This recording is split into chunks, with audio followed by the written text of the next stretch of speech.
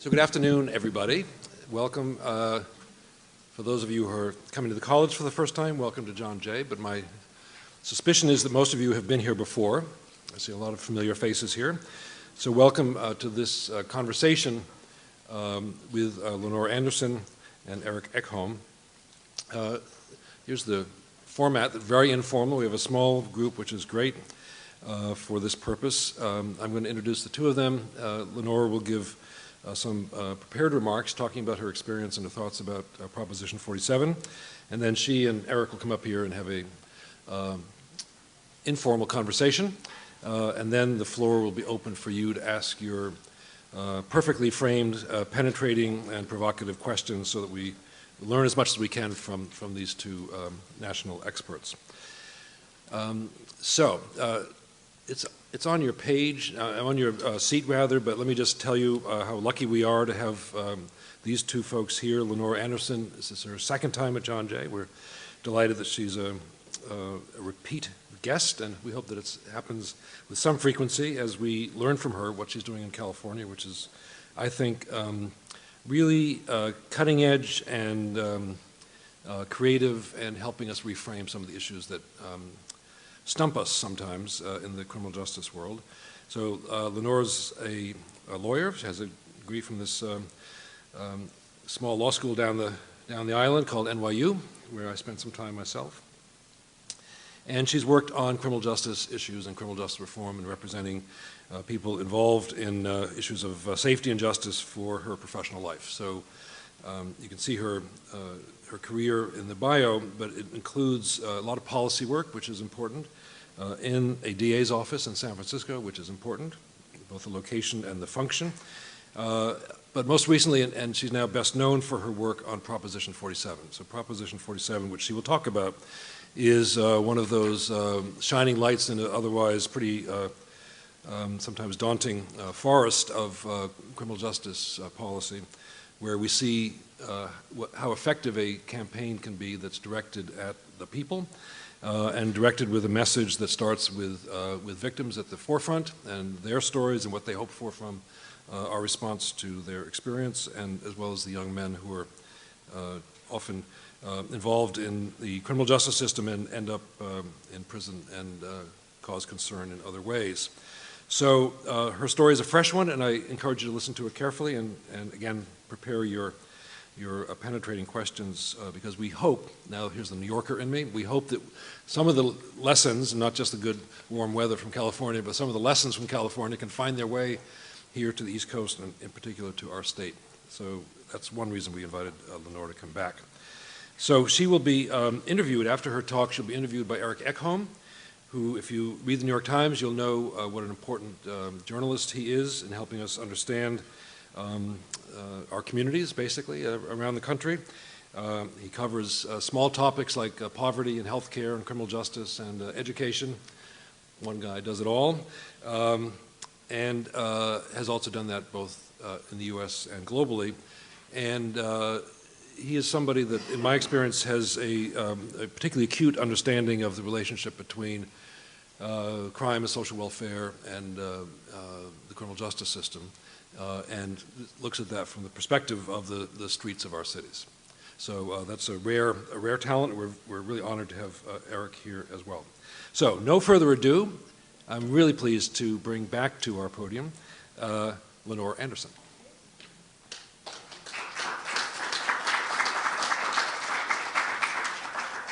Hi, good afternoon. Thank you, Jeremy Travis and John Jay College, for the opportunity to be here with you this afternoon and for hosting this event. I'm honored to talk to you about the California experience. We have a lot to talk about. Lots of changes afoot in our state. So I'm going to start off tonight by reminding you about the history of incarceration in California and its impact on safety in our state. And then I will talk to you about the Proposition 47 campaign and the new safety movement we're building in California. And then I'm going to conclude by just offering a few thoughts on some lessons we've learned in our state and what we think they may offer the national conversation on justice policy reform. But let's start off by looking backwards. So many of you know, Californians, we think of ourselves as the trendsetters, always ahead of the curve. Well, when it comes to incarceration, we certainly have been trendsetters, but not necessarily in a good way. It was California's Richard Nixon that declared the first war on crime. It was California's Ronald Reagan that declared the first war on drugs. And it was California voters that passed the most stringent 3 strikes and you're out law that swept the nation. And California legislatures also joined in the chorus, pressured by law enforcement lobbyists and corrections lobbyists, as well as Crime Victims United, which is a crime victims group that seeks tougher prisons as a way to protect victims. Pressured by these lobby associations in the 1990s, there was a 7-year period where California legislators passed over 1,000 crime bills. The vast majority of these crime bills sought to expand the length of time that people serve for felony convictions, expand the number of felonies, and promote some of the most stringent parole policies of the entire nation. So we ended up, after 30 years, with 5 times more prisoners and 22 new prisons in California.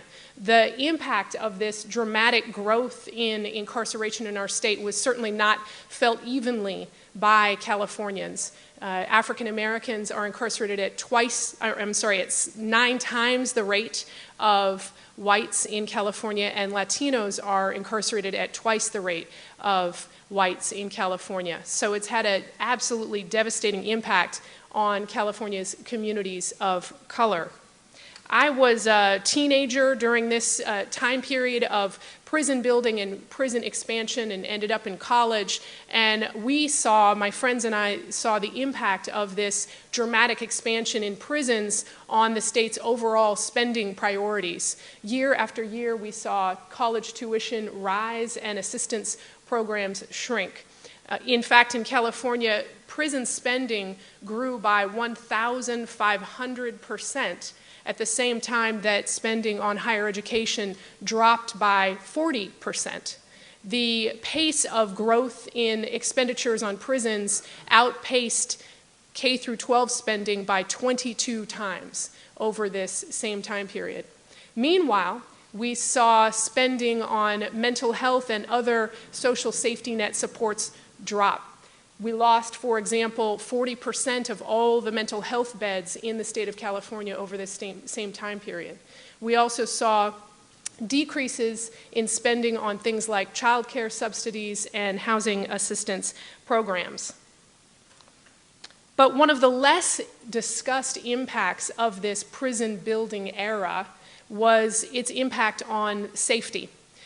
By now, many people agree that prison building is bad for state budgets. It depletes them. Many people are also starting to agree that this system is extremely racialized. It's certainly one of the most important and powerful civil rights issues of our time. But prison building and prison spending in California isn't just bad for budgets and unfair, it's also very, very unsafe. My first job out of law school was working with young people who were incarcerated. I worked with young people in juvenile halls and probation and spending years behind bars in California's youth prisons. But mostly working with these young people who I was meeting were young people who had faced years of victimization long before their first arrest. Their case files were inches thick. I was meeting young people who'd been through the foster care system, CPS, medical hospitalization reports, reports from school of troubles at home, troubles in class, troubles in school. I was meeting young people who were victimized without any supports. Erik, for example, had witnessed more than 5 murders before his 14th birthday. Javier had been abused in foster care and bounced from one foster care placement to the next. These are young people that had rarely, if ever, been protected from harm. These are young people that had not been seen as victims. There was no rallying cry for dramatic expansion in expenditures to stop the dangers that these young people faced. There was no outcry that said we need to revamp our safety and spending priorities to protect these young people.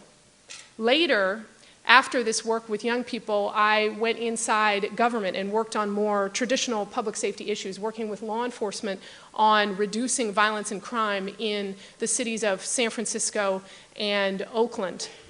In this capacity, we worked on everything from gang violence to neighborhood blight. And one of the things I learned in this experience was how difficult it is to address violence and crime at the community level when most of the resources are really only available after arrest. I visited schools with far too few counselors and teachers to really help the young people in their schools, domestic violence shelters, homeless shelters, treatment centers with waiting lists far too long and far too big for them to ever accommodate. So despite our best efforts to stop the cycle of crime, I mostly experienced distressed communities with far too few resources to protect residents from harm. In both experiences, both advocating for young people who were in the juvenile justice system and working with law enforcement to try and stop violence at the community level, I found the facts to be essentially the same. We spend literally billions of dollars a year on criminal justice, and yet we can't seem to protect young people from getting assaulted on their way to school or get people in crisis into treatment and help. This is a system that's profoundly unsafe. We've divested from community safety to build mass incarceration. So how did our state end up? We depleted community resources, we tripled the number of prisons. To what result? After 30 years of prison building, our prisons were so overcrowded, they were at 200% capacity in 2007. We had gymnasiums in the prisons with people triple bunked. There were so many people in California's prisons that literally one person was dying per week as a result of medical neglect. These were completely preventable deaths.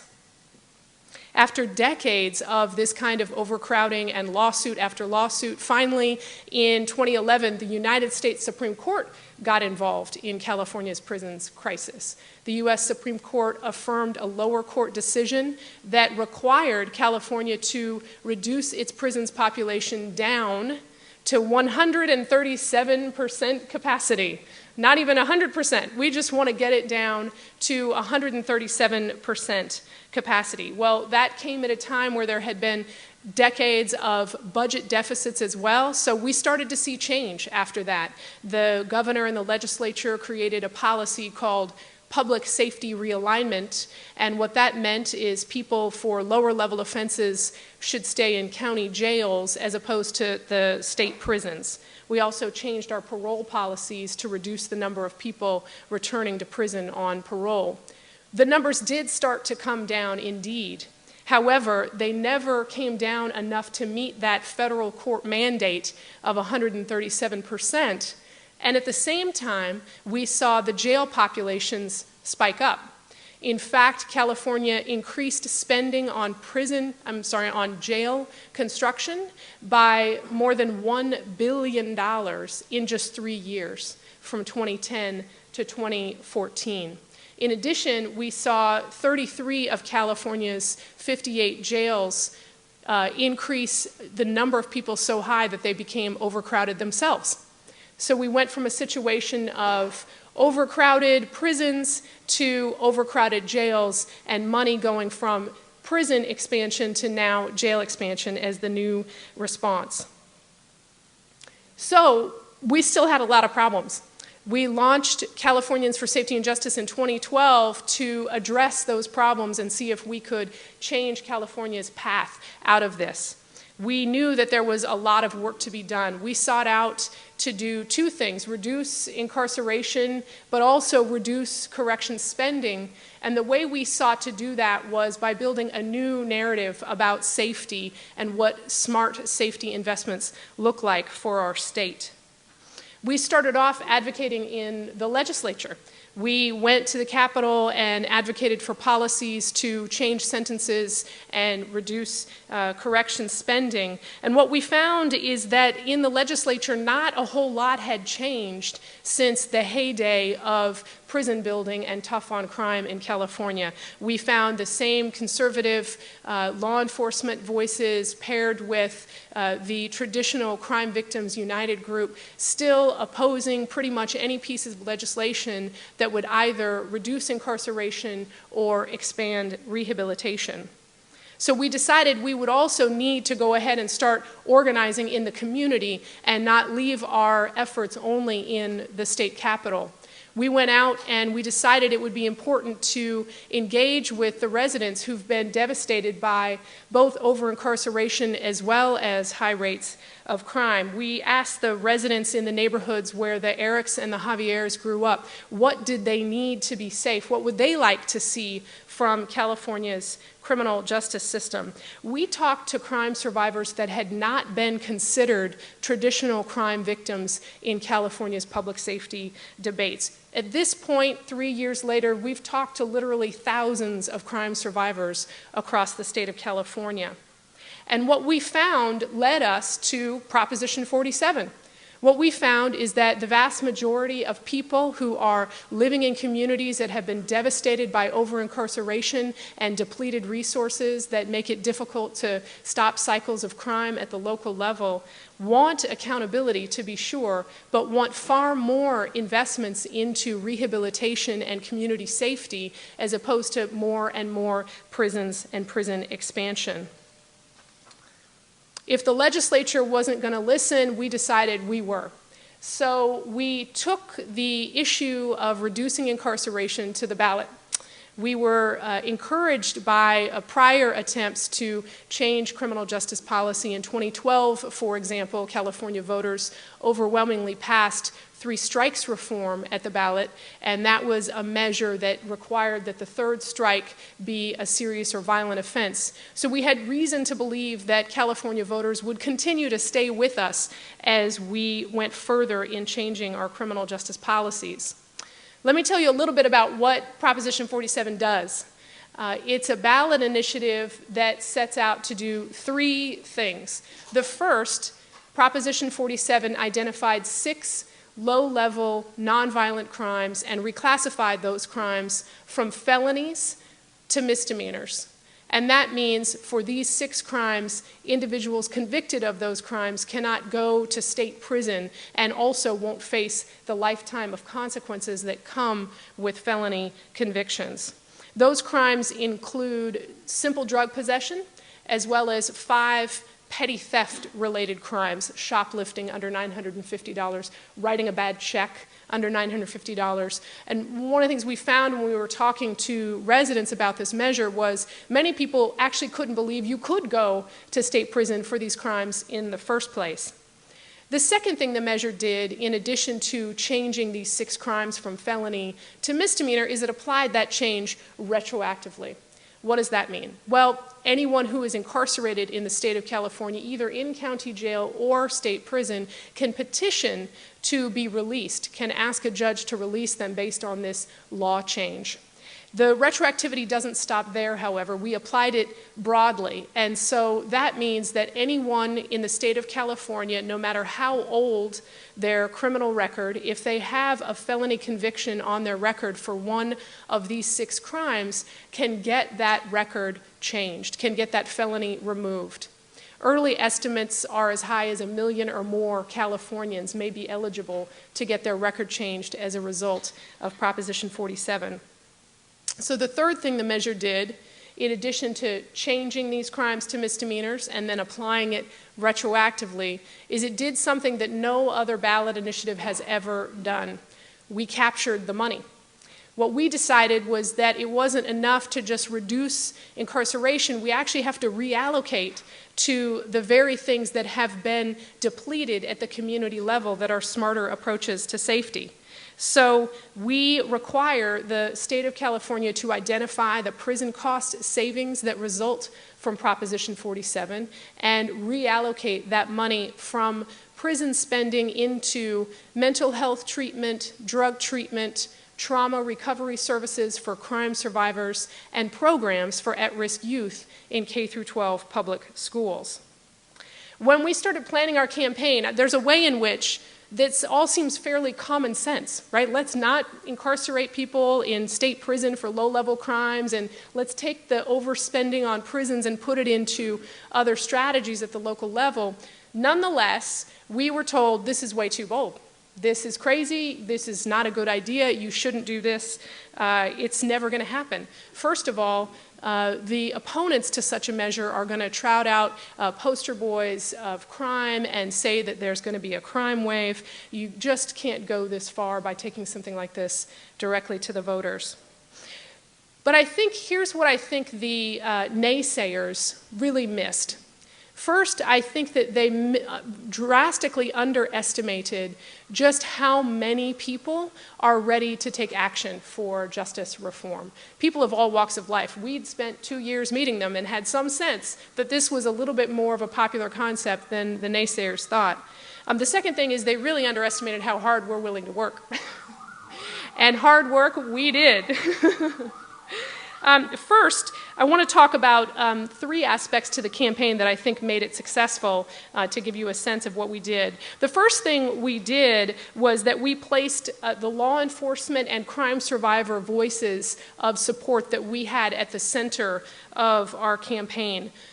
Those of us who've been working on criminal justice policy reform for a long time know that there's the same old kind of scare tactics that always show up whenever you start talking about taking major steps to reduce incarceration. Now, these old tactics may be tired for those of us doing this work, but the reason they keep showing up is because in some ways it makes sense, right? Safety is, of course, a primary concern for many thousands of people, as it should be. So we knew that we had to demonstrate that this ballot initiative was supported by experts in safety. We had to demonstrate that this was consistent with the principles that matter the most when people think about their criminal justice policies. From the outset, we joined with San Francisco District Attorney George Gascon, as well as recently retired police chief from San Diego, Bill Lansdowne, to craft the measure and garner support from the measure. But we also asked the crime survivors that we had been organizing with for the last 2 years to join the campaign. So at the centerpiece of our campaign, we had a handful of progressive law enforcement leaders joined with thousands of crime survivors from across the state who were saying that this was in their interest and this was something that was a part of a new approach to safety. The second thing that we did for our campaign was we built a left-right alliance that was pretty unprecedented. We knew that we had to demonstrate that this wasn't just a liberal policy, that even in California we can't have liberals controlling criminal justice strategies. So we knew that we needed to demonstrate that there were political perspectives across the range that were interested in seeing Proposition 47 pass. To that end, our first and largest individual donor contributor is a conservative businessman from Southern California named Wayne Hughes Jr. And together with Mr. Hughes Jr., we got the support of Rand Paul as well as Newt Gingrich. And then on the liberal side, we also got support from the National ACLU. They were a lead backer for the campaign, but we also got support from Lieutenant Governor Gavin Newsom, a well-known progressive Democrat in our state. In addition to that, we had the AFL-CIO endorse the measure. In fact, we had 11 labor associations in California not only endorse it, but also financially contribute to see the measure passed. So we had a very unique left-right alliance. The third thing that we did in the campaign that made a huge difference was we emphasized voter outreach in the communities that are most impacted by over-incarceration. There are ways to run campaigns that are mostly about a TV commercial and that's about it. But we knew that we needed to go much further than that. Our goal isn't just to reduce incarceration, but it's really to build a movement where the voices of those who are most impacted are at the center. And so to that end, we partnered with California Calls and PICO, and we contacted more than 300,000 infrequent voters across the state of California from low-income communities of color. We targeted 15 counties to contact these low-income voters and these infrequent voters. And in 5 of those 15 counties, their participation in the election, the amount of voter turnout that was increased as a result of our voter outreach, literally made the difference in those counties deciding to vote yes for Proposition 47.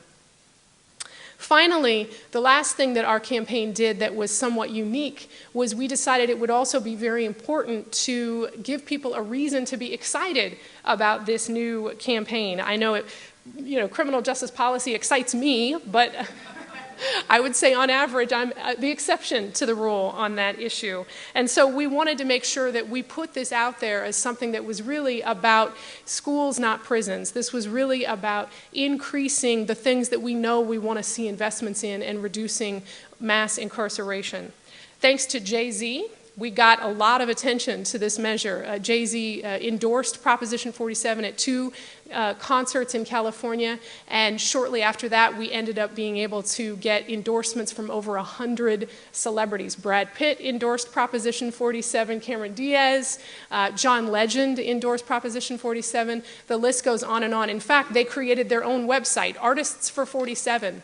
And as a result of that, we got more social media attention to this campaign than all of the other ballot initiatives in California combined. And we also got more social media hits than the elected officials that were running for office.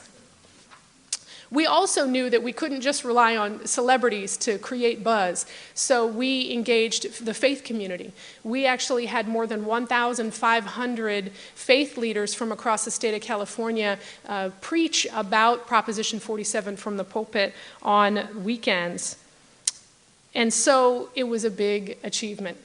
This campaign on election night ended up winning by 60% yes, in the lowest voter turnout election cycle in California memory. It was one of only 3 ballot initiatives that even passed at all, and the other 2, by the way, were $90 million campaigns backed by the governor, and the single thing that he campaigned on were those 2 propositions. So our campaign, just by way of comparison, was $9 million. So we really did something unique and special in California, and definitely were excited to win. And then the real work began. The measure became law literally the day after the election. And a lot has happened. I can't believe it's only been 3 months. It seems like it's been about 3 years since Proposition 47 passed.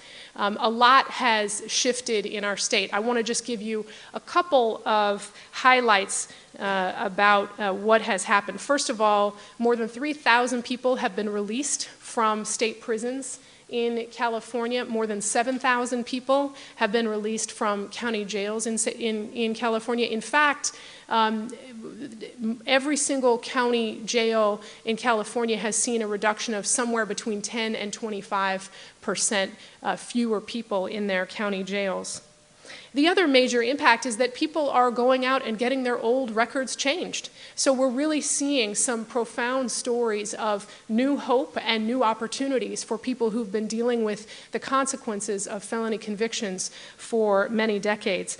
Danielle is just one such story that we have to share. He had a very difficult time finding full-time work as a result of an old felony conviction for a low-level crime, finally found full-time work in a refinery, and during the probation period, the employer was required to run his criminal record and had to fire him from the job for having an old felony conviction. A couple of months later, Proposition 47 passed. He was able to go change that felony and get that felony removed from his record and get hired back at that job, and is now able to work full-time for the first time since he got that conviction, and able to support his 2 daughters. And these are stories that we hear over and over and over again when we're out in the community talking to people about Proposition 47. That's not all that's happening. We're not surprised. We're definitely seeing the predictable attacks. Opponents of this kind of reform are certainly trying to regain their status in the media and in the legislature. And we're also seeing a real need for adapted practices in the criminal justice system. This was such a big shift to take all of these crimes and make them go from felony to misdemeanor that it's really pointing out some of the challenges that we have effectively addressing low-level crime without relying on felony convictions and over-incarceration. There's been impacts on drug courts. Certainly law enforcement on the streets are concerned about what it means when it's a misdemeanor and not a felony. And so we're engaging in a lot of dialogue with local leaders about how to change practices to put a priority on safety without over-reliance on incarceration. The main other thing, though, that I will mention about the post-implementation period is we've tried to be very clear that we actually really see Proposition 47, as big as it is, as the beginning and nowhere near the end of what needs to happen in terms of criminal justice reform. California prisons are still far too full of people serving extreme sentences. There's a definite need, especially post-Prop 47, now that we've addressed some of the low-level nonviolent crime, to get serious about much deeper sentencing reform. We have mandatory enhancements, that consecutive sentencing, requirements that you complete certain amounts of your sentence. It just goes on. And so we still have a lot of work to do as it relates to sentencing reform in California. The other major piece of work that remains is the community investment. We really need to make this concept of reallocation real. Over the years, as we built up mass incarceration, we divested from the very things that communities need to be safe. And so in reversing that, it has to be a substantial reversal. So this is a very exciting campaign, and that's kind of what's been happening in the last 3 months since it passed. But I want to mention that one of the reasons that we're so excited about Proposition 47 is because it happened specifically when it did in terms of the national conversation. This is the first time I've been doing nothing but criminal justice reform my whole career, and I never thought I'd see a day where you have this level of agreement across the political spectrum that it's finally time to end over-incarceration. And so our hope is that Proposition 47 can offer some lessons learned for the rest of the country while states increasingly grapple with how to reduce their prison populations. There's 3 core lessons that we feel are pretty important when it comes to what we've done in California. First is the need for a new narrative on safety. We recognize that you cannot actually win criminal justice reform unless you're standing on the side of safety. Here's the good news, though. The good news is that that doesn't need to look like the old vision of safety. We know now that tough punishments are not synonymous with safety, and that we can do much better than that in designing our new narrative for public safety. There are, in fact, law enforcement leaders that are forward-thinking. They may be smaller in number, but they are certainly growing, and we need to partner with forward-thinking law enforcement leaders. But then we also really need to tap into the untapped potential of the voices of crime survivors. Despite all of the rhetoric around tough on crime, it's remarkable how few people who are chronically impacted by crime and violence have been at the center of that debate. In fact, there's been a real divide in terms of who we've talked about as crime victims and whose voices we need to prioritize. So from our perspective, building a new crime survivors movement that focuses on the voices of those who are most impacted by violence as well as incarceration is another big opportunity in building our justice reform movements across the country. In addition to building a new safety narrative, there's 2 other things I'll mention that we think are lessons learned. And the second one is that we need to clean up the legacy of over-incarceration. We need to go beyond just reducing the numbers of people incarcerated. We actually need to go back and change people's records and give people a second chance to stabilize and enjoy opportunities in life.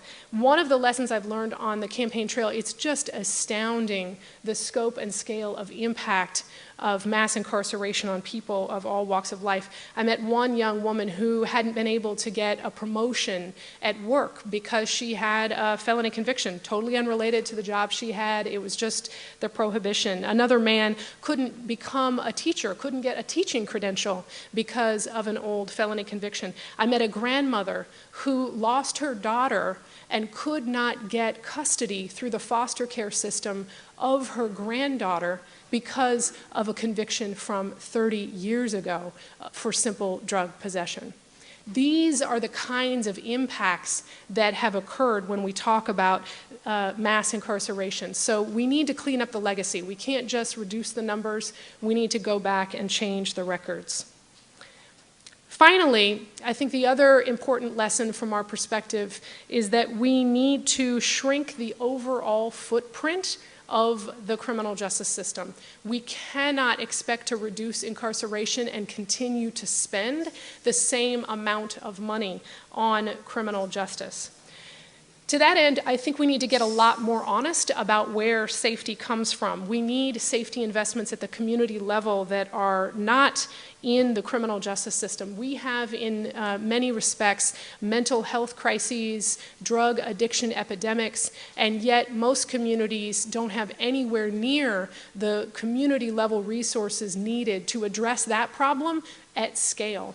We ultimately need health solutions and investments in health solutions for health problems. But the other thing we need to do is we actually also need to get really honest about what we're willing to do when we believe in people's capacity to change. When I was a teenager, I was a troublemaker. I was in trouble with parents, I was in trouble with neighbors, teachers, police. Let me go home instead of taking me to juvenile hall. Teachers passed me in classes. My parents had resources for counseling and help. The response to me was one of faith in my capacity to change, and I was viewed as someone who was in need of protection from harm. That's what safety looks like, and that's really what we should be demanding from our safety and justice systems. We need a whole new approach to safety that's rooted in protection from harm, protection from unsafe conditions, and a safety that's rooted in faith in people's capacity to change and investment in people's ability to recover. So that's the new safety movement we're building in California. That's what we put Proposition 47 together to build, and that's what we hope the rest of the nation will join us in discussing. Thank you.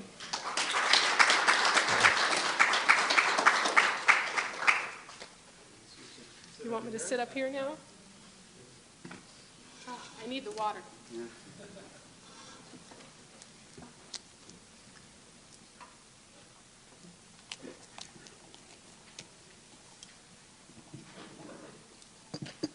Son? Thank you, Jeremy, for a very generous introduction. All I've had to do is channel your writings and look good in the newspaper. And congratulations to you. Thank you. It's all very exciting. So I'll rain on your parade. Please. You probably noticed an article a few days ago in the Los Angeles Times in which some people were lamenting that there has been a rise in property crimes over the last 6 months, and burglaries and other property crimes. And police and drug treatment groups were saying we no longer have a tool to push addicts into drug programs. They're just being let go. And so this is going to come back to haunt us. What's the response? Well, a couple of different things. I mean, one, there's, the criminologists in the room, I would hope, would imagine that, agree with the statement that 3 months worth of crime data is a little hard to, make sweeping statements about in terms of its impacts. One, for example, when I worked with the San Francisco Police Department in San Francisco on crime and violence, we noticed that every holiday season, crime went up. It just goes up around the holidays.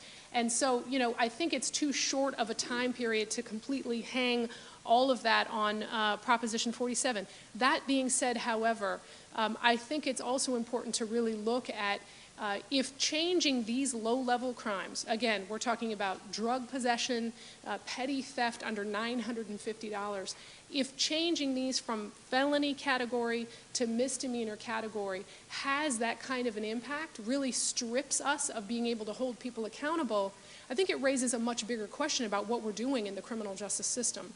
Misdemeanor convictions can result in probation. They can result in diversion. You can go to county jail for up to a year in California for a misdemeanor conviction. These are not, convictions with no teeth. The question is, why haven't we been engaging with misdemeanor arrests and convictions in this way? Well, from my perspective, it has a lot to do with the fact that we've had a justice system in California that's been pretty overrun by felony convictions. So I think that we are in a point of adapting local practices and getting smarter about how we hold people accountable for low-level crime without having to rely on the threat of a prison bed or a lifetime felony conviction. I think the examples are there. It's really interesting because we've been reaching out and looking at police diversion programs across the state of California, and we found some really excellent programs that don't even rely on arrest.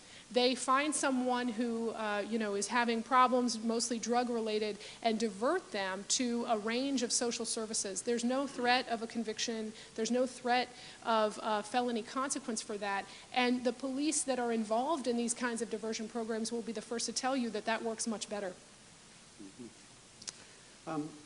I suppose this also is coming right after the alignment, which put a lot of low-level criminals out on the street as well, or in the county jails.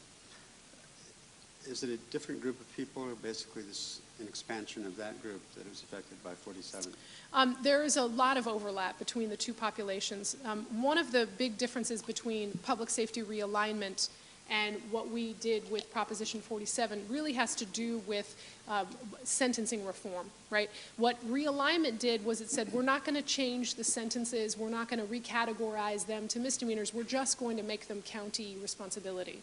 And so as a result, a number of these low-level crimes are handled more frequently at the local level, but they mostly end up in county jail. By changing them categorically from felony to misdemeanor, what we've done is actually shrink the amount of time that the justice system spends on that crime. So the maximum penalty is shorter for misdemeanors than it is for felonies, and it also prohibits any potential for future prison sentencing. So under realignment, oftentimes prosecutors would just adjust their local practices and people would still be going to prison for those same low-level crimes. Under Prop 47, that's just simply not even an option because it's no longer a felony. So those are one of the big changes that we've seen.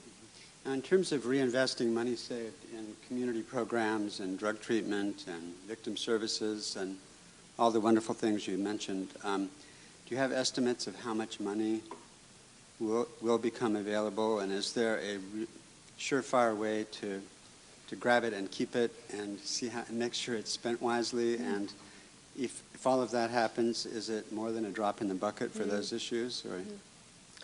Well, there's a lot in that question.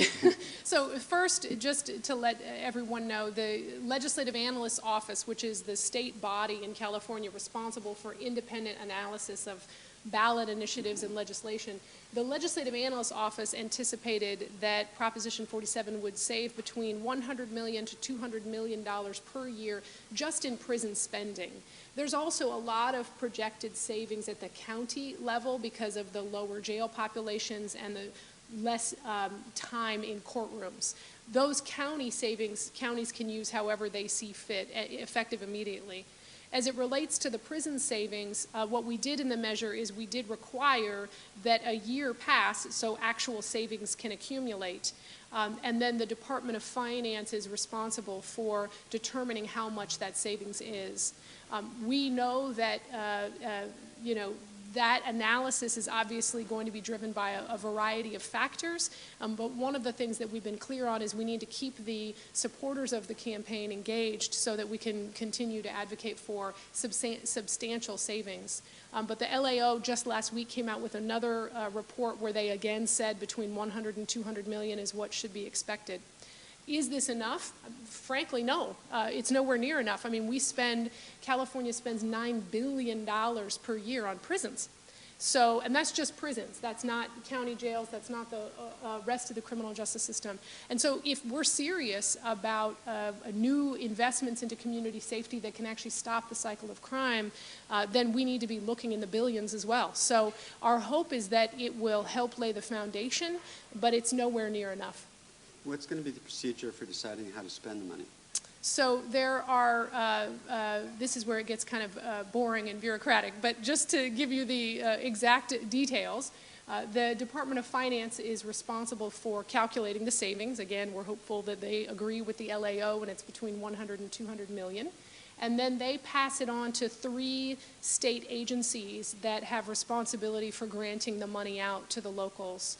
One of those state agencies is called the Board of State and Community Corrections. They get the bulk of the money. It's 65% for mental health and drug treatment. 25% will go to the Board of Education for K through 12 programs for at-risk youth. And then 10% of the money will go to the Victim Compensation Fund for trauma recovery services for crime survivors. Why didn't California's liberal Democratic governor get behind this proposition? I don't know if he heard about it. Just kidding. You know, it's a great question, right? And here's the thing about California politics that those of you who don't live there might not have as much of a sense, but it was the tough on crime leader of the nation for a reason, right? And the reason is there were very organized voices that for many, many decades have been pressuring governors and pressuring the legislature and taking tough on crime initiatives to the voters. And so the dynamics around criminal justice reform in our state are actually quite conservative. And so what we've seen really is that, you know, whether it's liberals or, you know, and Democrats or Republicans, pretty much everybody in our state has been very scared to look soft on crime. And so it didn't surprise us that even some of stalwart liberal leaders didn't take a position on the measure. We were actually, however, excited that, you know, silence is better than no, you know, I got to say. And, you know, so it ended up being perfectly fine. I mean, one of the things that we noticed was that, you know, if Prop 47 passed, it was likely that the Plata lawsuit, the lawsuit that required the 137% capacity cap, would finally be met. So we had some reason to believe that that might mean people don't get involved in the campaign and just let the voters decide, which is essentially what happened. It's my understanding that politics in California generally are shifting Democratic, rising Hispanic population, other factors. Do you have the sense, do you feel like there's been a breakthrough and that criminal justice reform is you know, a rising issue there? Absolutely. In just 2 short years, we've changed the state. No, yeah, I think that there are demographic shifts in the state, but here's the other thing. I mean, in California, it was, you know, probably 5-10 year period where people were inundated with front page news about the prison crisis. I mean, you know, it was a huge drain on the state budget. There were constant lawsuits. There were constant reports coming out, you know, all of these horrible things. You know, the images, I'm sure many of you have seen the images of the triple bunking in the state prisons. That was in the papers all the time. And so I think in some ways, you know, many Californians kind of internalized this notion of we're doing something wrong. I don't know all the details. It may not be my main concern, but there's some problem here in our prison system. We did a public opinion poll in 2012 where we asked the question. We gave a list to respondents of the poll, a list of like 30 different things that could be considered wrong with your criminal justice system, and we asked to rank them. We asked respondents of the poll to rank them. Number 1, we spend too much money on prisons. Number 2, we lock up too many people for the wrong crimes for too long. And this is, the list included, by the way, we don't lock up people for long enough. It included, you know, the question, we don't do enough about violent crime, and those are the 2 that rose to the top. So you can really get a sense that in our state, there was just a kind of a common sense notion that something is wrong with this system. And you mentioned the next step is getting into the really deeper, harder issues, mandatory sentences. I presume you would include people who committed violent crimes and the multi-decade sentences they got. Do you think the political climate is anywhere near the point where you could actually have a proposition that reduced some of those sentences? I mean, I know it was done with 3 strikes, but that was only for very nonviolent minor strikes. Exactly. So I guess in a way I'm asking what's next and how soon is that going to happen? Yeah. I mean, I do think that there's more work to be done in terms of educating the public. I mean, you know, one of the biggest successes of the tough on crime era was convincing everyday people that sending someone away for 50 years, 2 50-year consecutive sentences, was safe. And I think what we need to do is really get a lot deeper in our public education around the types of crimes that will land people into state prison for extreme sentences, and then what those extreme sentences mean for our state spending priorities. You know, there's, still, we have a couple of challenges, right? One is that in the tough on crime era, we labeled a lot of different types of crime serious and violent, even if the public wouldn't necessarily, when they understood the circumstances of the particular crime, wouldn't necessarily label it that. You know, it's an 18-year-old who swipes an iPhone, on a muni bus, that's, robbery, and that's 25 years. Now, certainly that's a crime and not acceptable. However, is that worth the amount of money that we would spend to take that person and put them away for such an extreme period of time? So one is just educating the public on what it means for safety when we have extreme sentencing, and then educating the public on what has happened in terms of our definitions of what's violent and what's serious.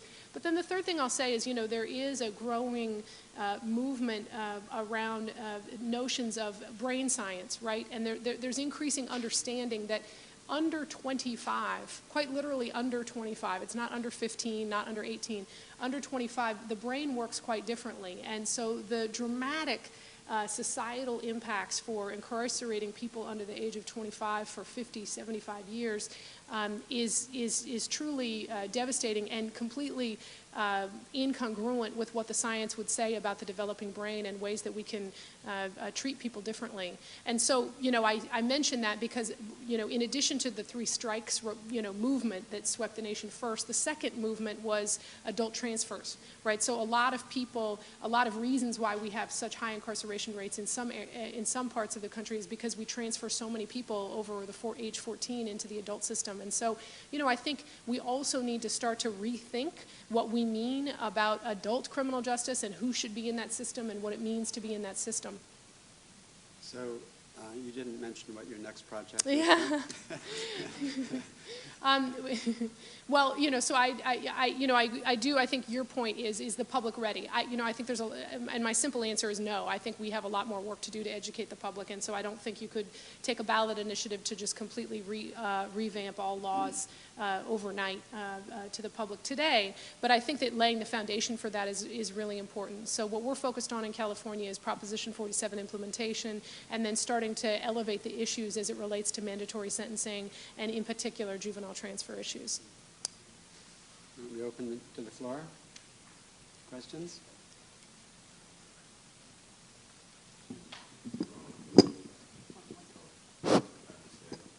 No, you don't have to stand up. You have to speak into this. Okay. My name's Steven, and I was curious as to, because you said that the Proposition 47 would be retroactive, right?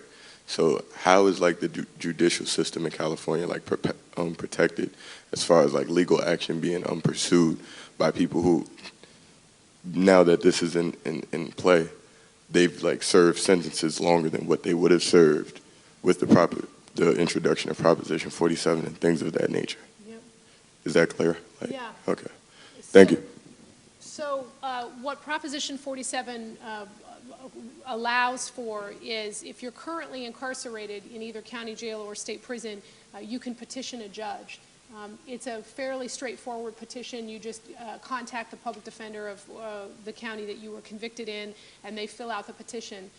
Most of the petitions thus far have not even been contested by the district attorney's office, so people have been getting released relatively quickly. And so that's what the measure has allowed for, is it basically says, look, now that this law has changed, you have certainly served your time, and frankly more so. So you can be released as a result of this. Is that the? That was a great answer, but I was focusing. Thanks. No, I was focusing more so on like terms of like harsh and excessive punishment. So Right. like, If you served 10 years like- in the past, yeah, do you like get any compensation? somebody's gonna sue. I mean, Like maybe that's we time should you try can't it, get back. you know? Oh no, it's not a personal question. I was just curious No, honestly, because you guys have a lot of lawsuit issues over there already. Yeah, So well, yeah. it's like I don't know. When Proposition 36 3 strikes reform passed in 2012, I don't think, even though people in that instance similar, right, were getting out and were obviously having served way more than they would have served. I don't know of anyone then turning around and suing, as a result of the time that they lost and the fact that it was an extreme sentence. But it's really not a bad idea in terms of trying to test these ideas. But there's nothing in the measure that we're silent on it. We don't say anything in Proposition 47 about whether I or don't not think people that's can do going to that. help your political drive if people start doing that. Right, exactly. California often leads in terms of acting as a tipping point or leading on social movements here. And to that, I'm wondering, do you think 2016 is going to see a lot of states follow suit and come up with our own versions of 47? And do you know of any that are making significant progress thus far? Yeah, we have gotten some calls from people in other states. I think there's 20 states in the nation that have the voter initiative, ballot initiative process, so it's not every state that can do it. But I know some states that don't even have ballot initiative processes have reached out to us to see about introducing legislation that replicates certain aspects of Proposition 47. So I think that there will probably be some interest in 2016 ballot initiatives that are akin to Proposition 47. But I do think it's going to be pretty state specific, right? Every state penal code has its own kind of tweaks or aspects of it that need to be taken into consideration. But, we got a Missouri legislator called us. There was a Texas legislator that was interested. And then a third state that I'm blanking on also reached out to us. So we are already seeing some interest. Hi, I just have a question about, you were talking about the need for kind of adaptive reforms in the criminal justice system in California, and also connecting need to social service provision, and within that kind of offenders to social service provision. And you also mentioned problem-solving courts, and as I'm sure you know, California has two of the strongest community courts in the country, the Orange County Community Court and the San Francisco Community Justice Center. So I'm wondering kind of how you see problem-solving courts and community courts adapting to this, to Proposition 47, and what their role will be in not only acquiring a lot of those new misdemeanor cases, but also connecting people to services.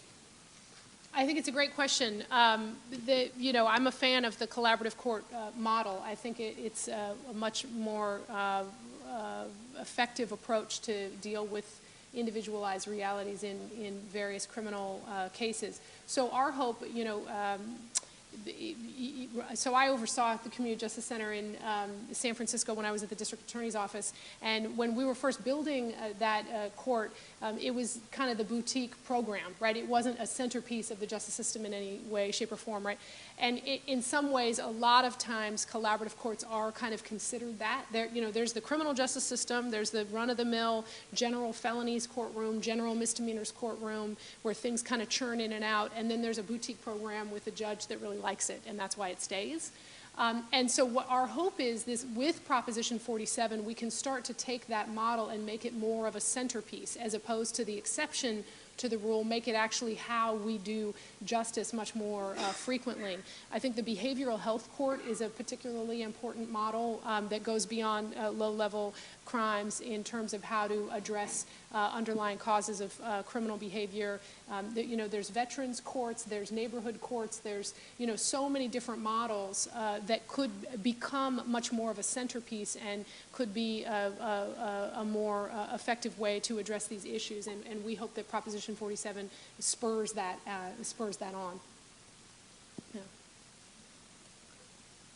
Thanks, Bettina. Hi, and congratulations, Lenore, because the last time we Thank you. talked, this was all in the planning, so I'm really delighted to hear that you all were successful in your initiative. Can you talk a little bit more about the reallocations process? So it sounds from what you're saying that the proposition itself, created some percentage allocations to agreements about where the savings would go. What's the process, though, for actually awarding those monies, right, by those public agencies? Because I know that in some other justice reinvestment initiatives, there's been sort of a scramble by providers, right, and whoever was best connected got the money. But how will you and others ensure that the money actually goes, for example, to mental health, treatment centers in most affected communities, for example? Yeah. And this is a very important set of work that we have ahead of us. The ballot initiative was silent on some of the details about how the money will get transferred. What the ballot initiative required is that the Department of Finance find the savings and then move the savings over to these 3 agencies. But then those 3 agencies have pretty broad guidelines currently, frankly. They're pretty broad. Diversion, mental health, and drug treatment, for example, for the Board of State and Community Corrections. And what is now happening is those agencies are meeting, and we are going to those meetings and engaging with the leadership of those bodies to ask for a public process whereby they will design the grant program and identify what the priorities will be. Some of the conversation has been around identifying some guidelines that ensure that the money goes to the least resourced communities. Others have suggested we design guidelines that ensure that it goes to regions that have been hardest hit by low-level crime, for example, that was connected to the measure. So there's a process we're going in now to flesh out the guidelines for the distribution of those dollars directly with the 3 agencies that are going to be distributing the money. But in addition to that, however, some leaders in the legislature have suggested that they could also provide more guidance, right? We could add guidance legislatively through the process, and there's a couple of bills that have been introduced to try and make more, put more meat on the bones of how that process will work and who will get priority.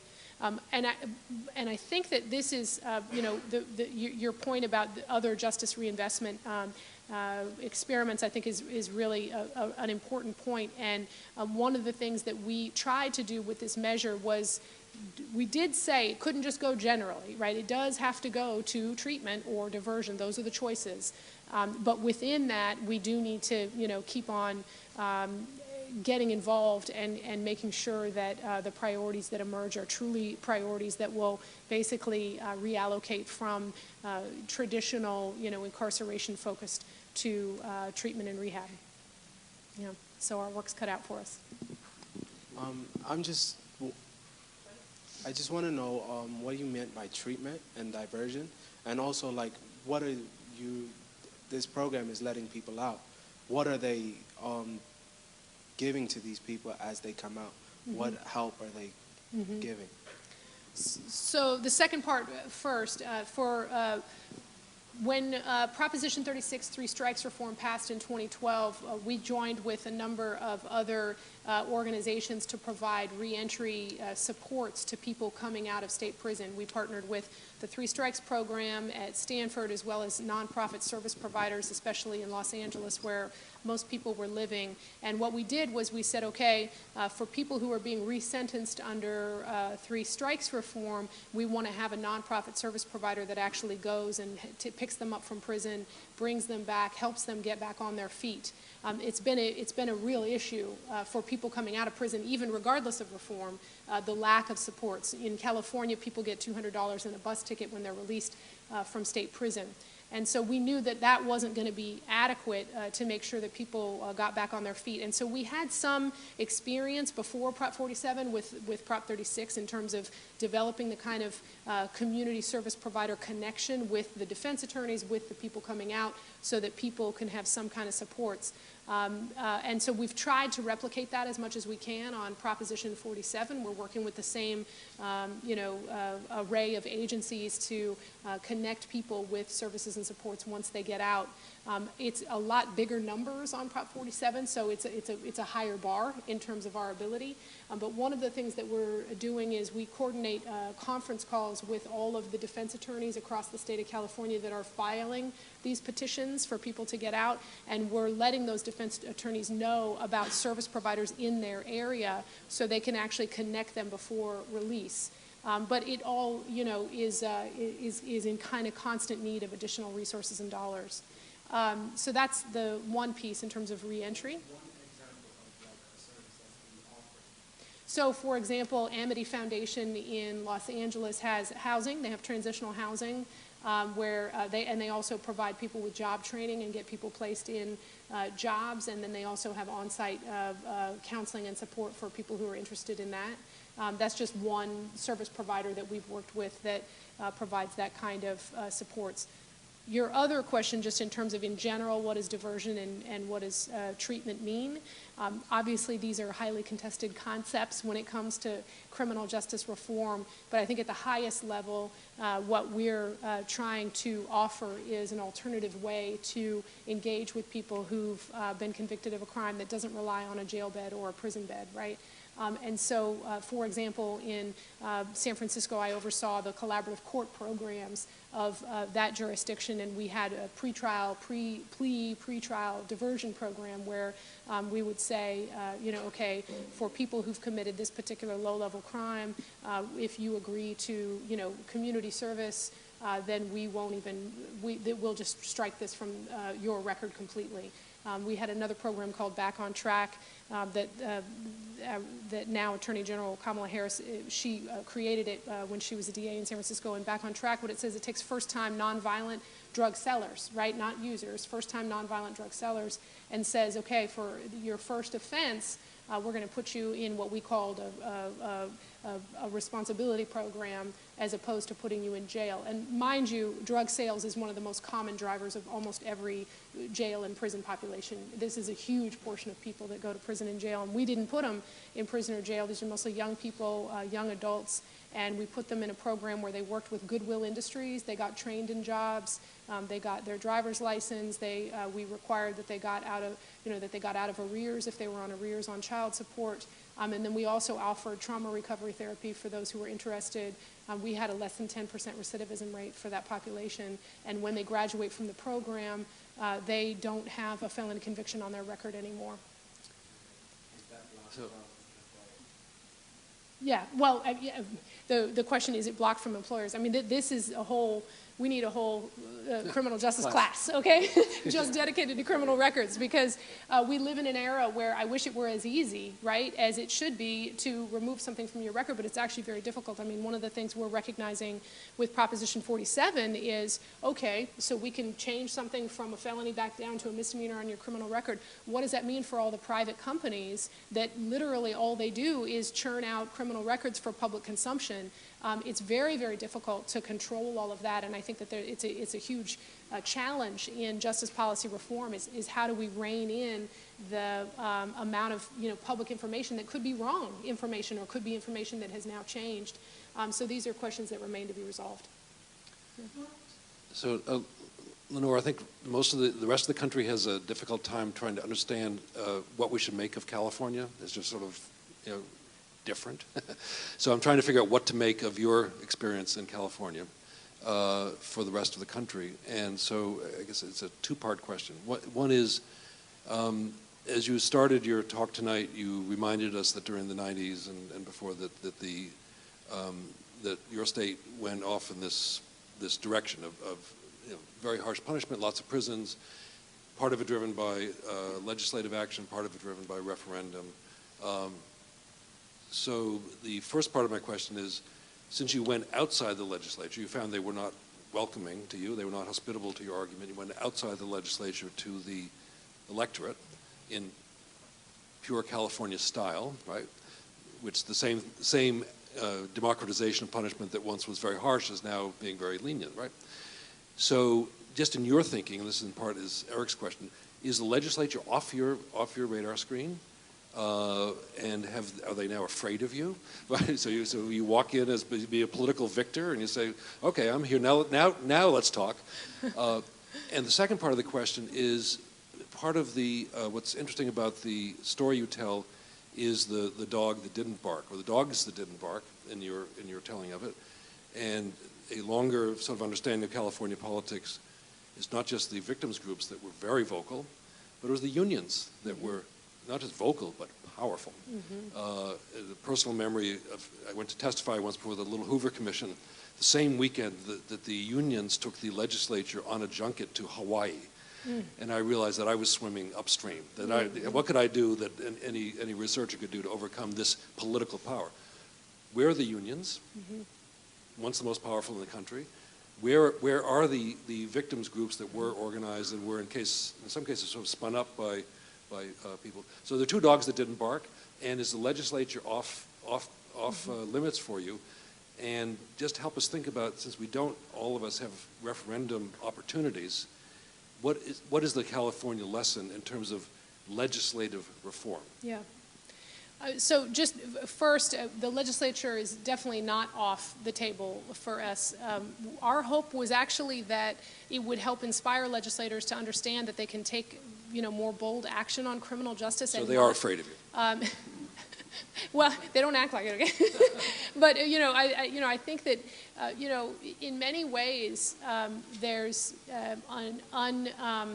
an untapped constituency, right? When a legislator in California, it's, in addition to getting pressure from the Prison Guards Union or the Crime Victims United group, over the years, the other people that they would reach out to, which makes sense, is their own sheriff or their own district attorney from their jurisdiction. And, that makes sense, that's who they would want to have advice from on criminal justice policy. And so one of the things that we think is important in building our new approach to safety is to make sure that the untapped voices, the voices that don't typically make it to the phone calls with the legislators, get more attention. So our hope was that Prop 47 would send a strong signal to the legislature that there's a chasm between what you sometimes hear in terms of what's possible in criminal justice reform and then where the majority of the public is. And we have seen some changes in attitudes among legislative leaders as these, as the campaign went on. We did get some endorsements from members of the legislature, and we have certainly seen some shift in approach this year.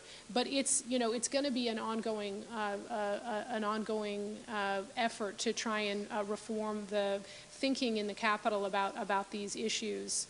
So, but I guess the ultimate point is that certainly the legislature is not off the table, and our hope is that they will come around.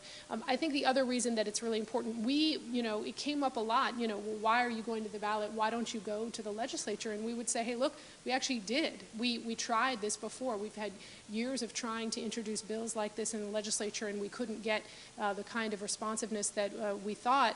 We had one bill that would just have changed. It would have just changed drug possession from a straight felony to what's called a wobbler, which means it would have been prosecutorial discretion to charge it as either a misdemeanor or a felony.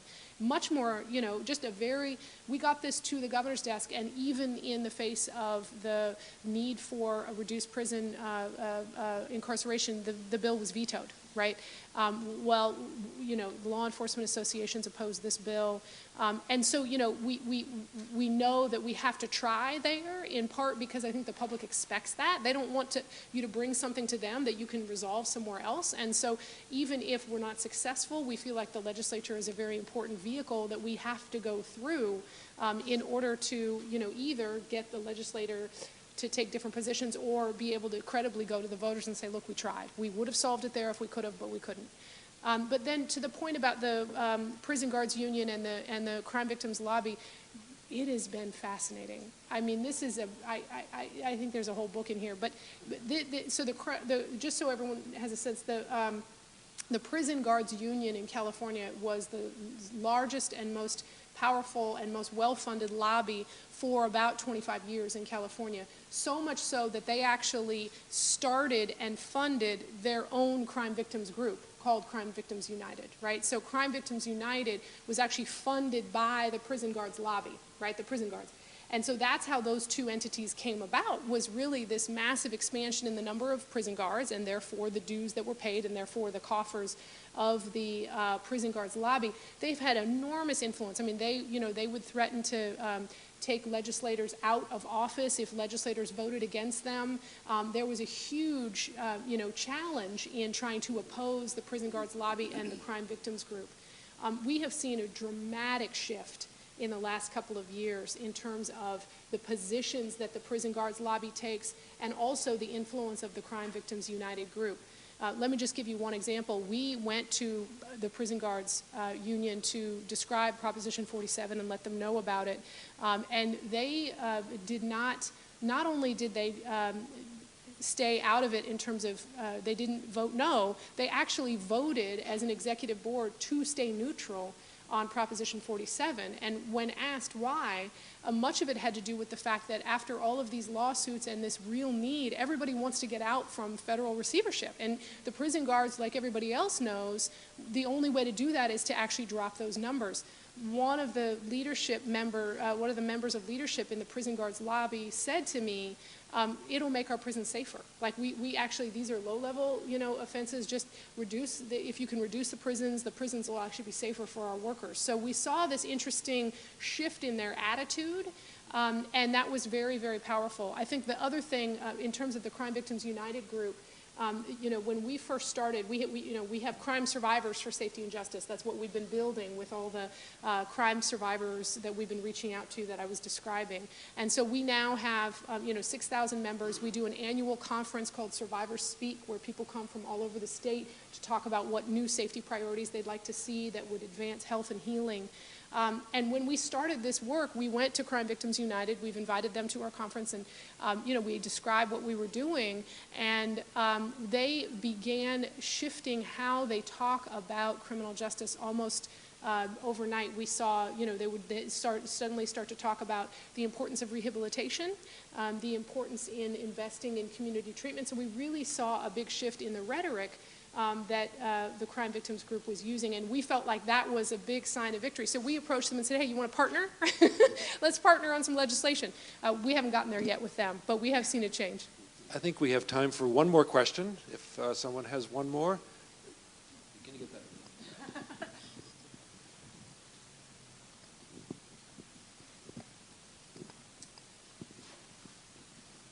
Thank you. Forgive me if you did address this earlier. I came in late. The reinvestment of savings, in the proposition itself, in the text of the proposal, was there any safeguard that it was not to supplant existing funding, to give a way out to the legislature to then carve out additional funding, but to augment the funding? Yeah, we included a no supplanting clause to make sure that it was in addition to dollars already being spent. Mm-hmm. And then is there going to be an RFP process? Yeah, there'll be an RFP process designed by the three bodies that are responsible for distributing the dollars. But you raise a good point. One of the things that we've talked to the bodies that will be responsible for distributing the money about is the opportunity to leverage dollars. California has significantly expanded Medi-Cal dollars for mental health and drug treatment. There's also been repeated expansions in realignment dollars that go to the counties, and so we want to include in there an opportunity for them to actually leverage so that the dollars can go even much further than they would go in isolation. So as I stand here, I'm reminded of the New Yorker cartoon, very famous for being on lots of walls of college dorms of Manhattan, looking west, like this is the world, and we just don't see anything. We were looking very far west to California today, and we're seeing something very exciting going on, and it's inspirational what you've been able to do, Lenore. So please join me in thanking Erik Eckholm, Lenore Anderson, and please come up if you have more questions. Thank you.